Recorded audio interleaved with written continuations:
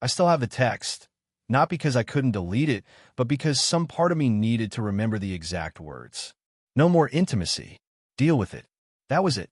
No warning, no context, just a casual flick of her thumb, and my world turned sideways.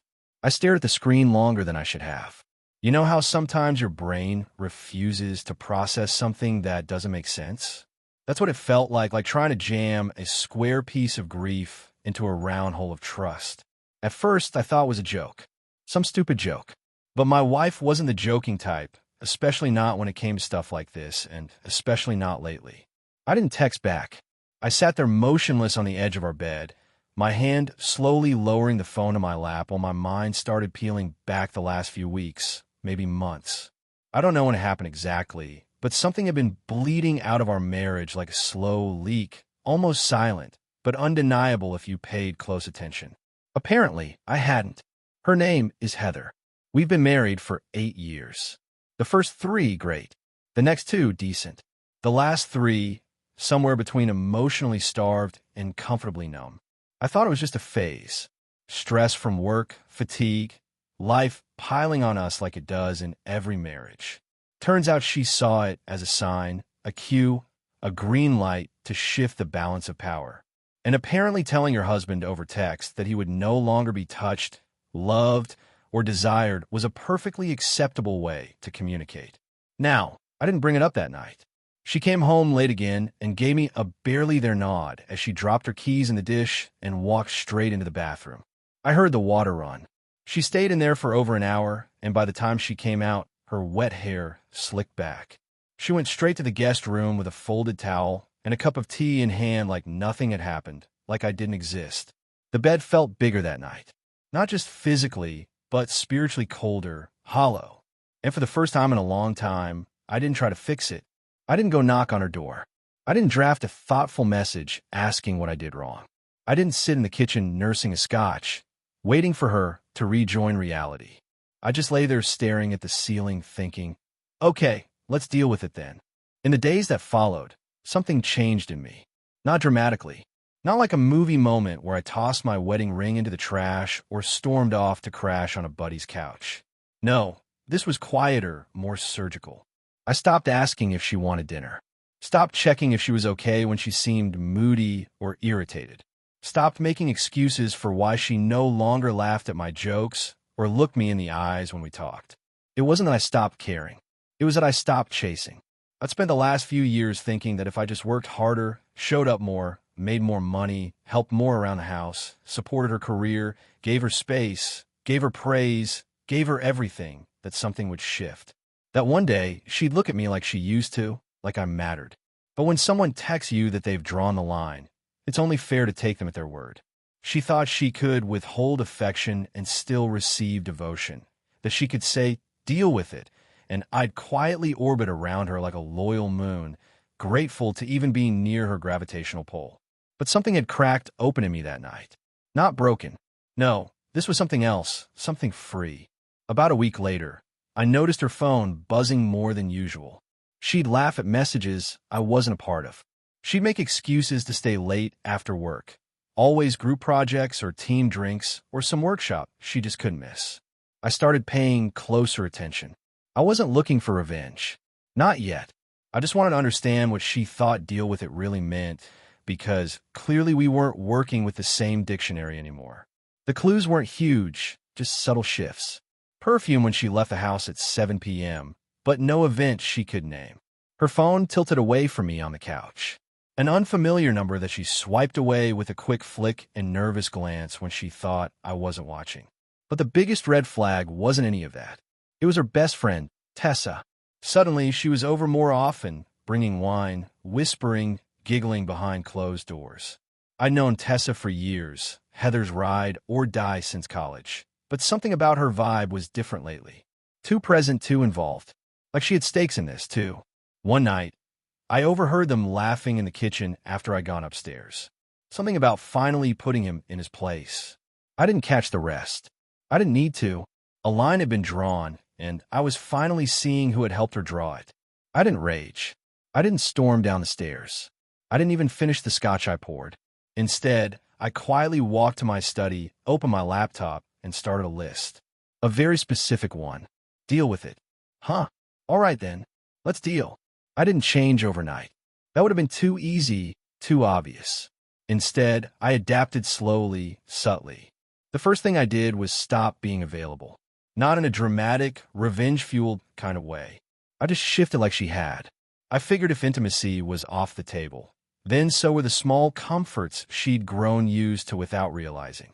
No more shoulder rubs while she vented about work.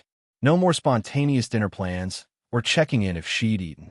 No more weekend errands where I tagged along like a golden retriever with a debit card. I even stopped fixing things. The loose kitchen drawer that always caught still catches. The flickering bathroom light she used to text me about every week. Now it just flickers. And when she asked, finally noticing, I looked her dead in the eye and said, "You're smart. You'll figure out." She didn't like that, but she didn't say much either. That's what our marriage had become. A polite exchange of logistical questions and neutral tones. No fights, no affection, just two people managing a house like coworkers stuck on the same doomed project. Funny how fast someone notices your absence when you're still physically there. One morning she said, "You haven't made coffee lately." I just shrugged and said, "Thought you wanted space." She blinked, then turned away. It's amazing how someone can remove something from a relationship, like affection or vulnerability, and assume the rest of the structure will hold. Like removing a beam from a house and expecting the roof to stay put. But I wasn't interested in confrontation, that I was interested in confirmation. Tessa started coming over more. Too much if I'm honest, that I'd walk in from work and find them on the couch, legs curled up, wine glasses in hand, whispering and laughing like schoolgirls. At a slumber party, every time I passed through the room, I'd get that performative smile to Heather's eyes saying, "Play nice." While Tessa's said, "I dare you to ask." I didn't, because I'd already started documenting. Not in a paranoid stalker way, I'm not that guy, but I'm also not stupid that I started noting the nights Heather came home late, the outfits she wore that didn't match the story she gave, the consistent timing of her work events on Wednesdays and Thursdays. And then there was the dinner that a coworker of mine, Denise, ran into me in the break room and said, "Hey, I think I saw your wife the other night. Was she at that rooftop sushi place with you?" I shook my head, trying to keep my face unreadable. "Nope, haven't been there in a while." She looked confused. "Oh, huh. Must have been someone who looked like her. Except she was wearing that green dress. You know the one." I knew the one. Heather wore it when she wanted to be noticed, and I hadn't seen it in months. Could have been her. I said she's got good taste. Denise gave me a careful look like she regretted mentioning it. I didn't. That was the moment everything locked into place. That night, Heather walked through the door, looking distracted. She kicked off her heels and tossed her bag on the floor, not even glancing in my direction. I was at the kitchen counter eating takeout from the container, something I hadn't done in years. She looked at the food, then at me like she didn't recognize the scene. "You didn't cook?" she asked. "Nope." "Oh." She lingered there for a second, waiting for something more. I didn't give it to her. "Long day?" I asked, playing it perfectly. "Yeah, deadlines." She scratched the back of her neck, glanced at the wine rack, then walked off. I finished my food slowly. It tasted like victory. The next few weeks were a masterclass in passive exposure. I stopped wearing my wedding ring. I told her it was tight on my finger now that I'd been working out more, which was true. I joined a gym, started eating cleaner, lost 12 pounds without telling her, gained some tone in places she used to touch without thinking. Now she didn't even notice. Or maybe she did, but she was too stubborn to admit it. I started staying late at work, not because I needed to, but because I could. No check-in texts, no guilt. Sometimes I'd swing by a bar alone, sit at the counter with a beer in my thoughts, and just watch people. Couples laughing, singles flirting, people trying. At least they were trying. And that's when it hit me she wasn't. Heather wasn't trying. Not with me. Not with herself. Not even with the lies she was living. She'd become entitled to affection she'd withdrawn. Oblivious to comfort she no longer gave. And I was done handing out emotional currency like I was some bottomless ATM of patience. But what really burned, what finally set the next step in motion, was something I overheard late one night. She thought I was asleep upstairs. I wasn't. I'd gone down for water and stopped at the bottom of the staircase when I heard her voice. "I think he's finally getting it," Heather said. "He's pulled back cold as hell lately." Then Tessa's voice. Good. Maybe now he'll see how much he relied on you. Maybe he'll appreciate what he lost. And then they laughed. Not hard, just soft, satisfied, intimate. I stood there in the dark, holding the glass of water, listening to the two of them treat my emotional withdrawal like some kind of punishment I was supposed to learn from. That's when I realized this wasn't about love anymore. It was about control. She thought she could weaponize withdrawal, that I'd beg for scraps of attention, but I wasn't playing that game anymore. And when I finally made my move, neither of them would see it coming. Heather's mood started shifting about a week after that overheard conversation. At first, it was just small things, little hints of confusion behind her indifference. She started pausing longer after I answered questions, watching me out of the corner of her eye when I moved around the house. One night, she even asked, "Is something wrong?" I just smiled and said, "Nope." That's the thing about silence. If you hold it long enough, it starts to sound louder than shouting. And she was starting to hear it. She still kept up her routine. Long showers, late evenings out, vague explanations about planning meetings or brunch with Tessa, but the confidence was thinning. I can see it in the way she hesitated before grabbing her keys or double-checked her lipstick in the hallway mirror. And when she asked if I wanted to come to dinner with her and Tessa the following Saturday, something she hadn't done in over a year, I knew it had begun. She was trying to gauge how far she'd pushed. "Can't," I said without looking up from my laptop. "Got plans." She didn't ask what kind. She never used to care about my plans. Now she was wondering why she didn't know them. Tessa showed up 2 days later, unexpected, uninvited, and way too confident. I was home early from work, fixing a loose cabinet door in the kitchen. It wasn't for her. I just needed to use the drill and couldn't remember where I last put it. When the doorbell rang, I didn't even check the peephole. She walked in like she owned the place. Hair up, sunglasses perched on her head, and that smile, the one that always hovered between friendly and smug. "Hey, stranger," she said, glancing around. "Heather home?" "Nope." She looked disappointed, but not surprised. "Oh, thought she might have left early. We were supposed to go over something for a party." I just nodded and went back to the cabinet. Tessa leaned on the counter, folding her arms. "So you two doing okay?" That's when I turned to look at her fully. No fake smile, no fake warmth, just a quiet, measured stare. "We're doing whatever she wants us to be doing," I said. Tessa tilted her head, something flickering behind her eyes, almost like amusement. She told me, "You've been distant, like ice cold." "She's observant," I said, then added. "Takes one to know one." Tessa raised her eyebrows. "You think I'm cold?"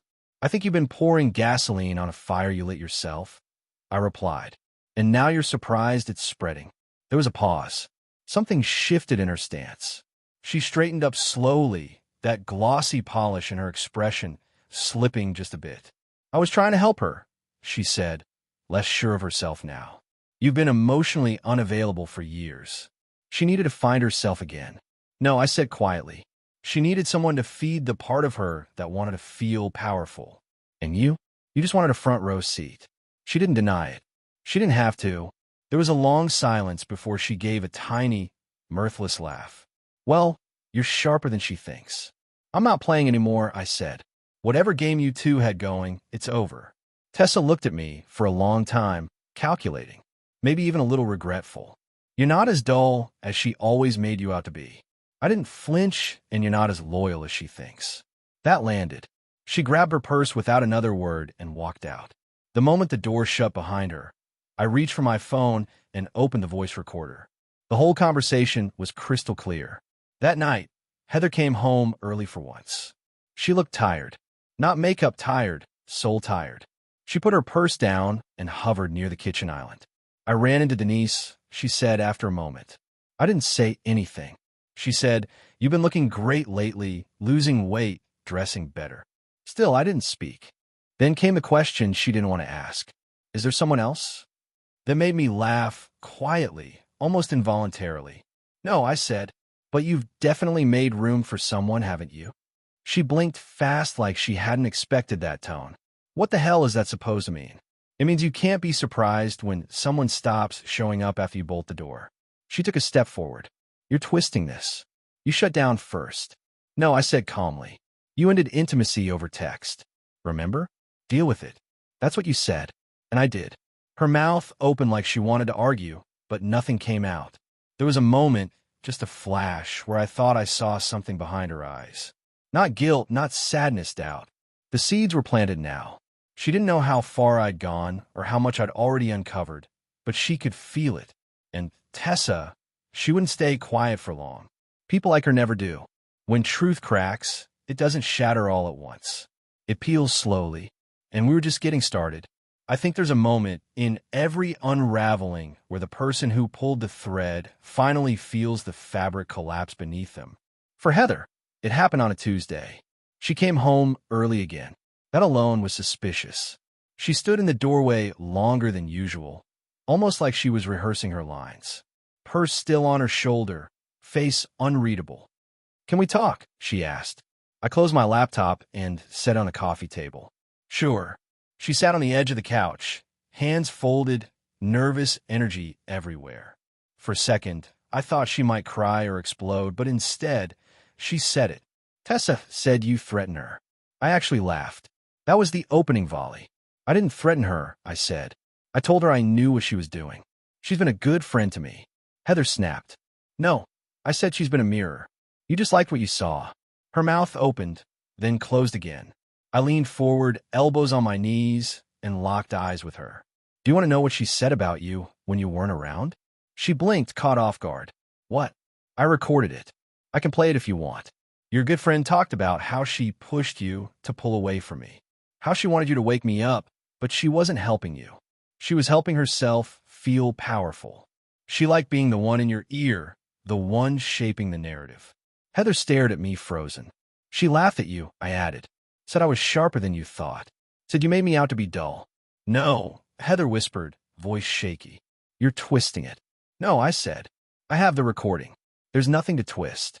She sat back, staring at a spot on the wall. Her hands had started to tremble. Maybe from rage. Maybe from fear.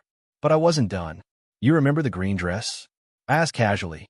"The one you wore to that work dinner?" Her head snapped toward me. "Funny thing," I said. "My coworker saw you. Said you weren't with colleagues. Said the guy was younger, tall, wore a Rolex." Her lips parted, but she didn't deny it. "Let me guess," I said. "Tessa encouraged it. Told you to do what makes you feel alive. Told you I'd never know." Still nothing. "So, here's what's going to happen," I continued. "I've already met with a lawyer. The paperwork's being drawn up." "What?" Her voice cracked. "You're ending this." I tilted my head. "You already did. I'm just closing the tab." But she stood up as if proximity would help her case. "We can talk this through." I didn't mean for her. I stood up too, calm and unshaken. "You meant every word. You typed them out with your thumbs and sent them like a grenade. And I caught it, read it, and walked away from the blast." She had to look lost. Like the blueprint she'd been working from had just burst into flames. And then for the first time in years, I saw it. Regret. But regret's a slippery thing. It doesn't fix anything. It just shows up when there's nothing left to hold on to. She tried again. "Tessa," she twisted things. "She said you were shutting me out." She said a lot of things. I cut in, but she didn't send that message. "You did." Her voice was almost a whisper. "I didn't think you'd stop loving me." That one hit. Not because it was true, but because it was pathetic. You didn't stop to wonder what I'd do without intimacy. You only assumed I'd stay. Silence stretched between us. "I did stay," I added, softer now. "I stayed through your distance, your moods, your half-truths. I gave you everything I had left until you told me not to." I walked past her toward the hall. "Where are you going?" she asked, panic now creeping in her voice. "Upstairs," I said. "I'm moving into the guest room until the papers are final. The attorney will be in touch this week. You're divorcing me over a text." I paused at the stairs, looked over my shoulder. "No," I said. "I'm divorcing you over what followed it." The next day, she called in sick. I heard her crying in the bedroom, heard her pacing, talking to someone on the phone, probably Tessa. It didn't matter anymore. That bridge had burned, too. Later that week, I received a message from an unknown number. It was Tessa. I never meant for things to go that far. She needed a wake-up call. I didn't think she'd self-destruct. I didn't reply because some betrayals aren't personal. They're just selfish. But some endings, some are exactly what you've earned. And Heather's was finally on its way. She didn't fight the divorce. Not really. Oh, she protested at first. Talked about counseling so we could figure out. Even cried in the driveway one morning when I came out with a duffel bag and told her I'd be staying with my brother for a bit. But it wasn't real resistance. It was panic. The kind that shows up when someone realizes the leash they've been holding wasn't wrapped around a pet. It was attached to a man who had just learned to chew through the rope.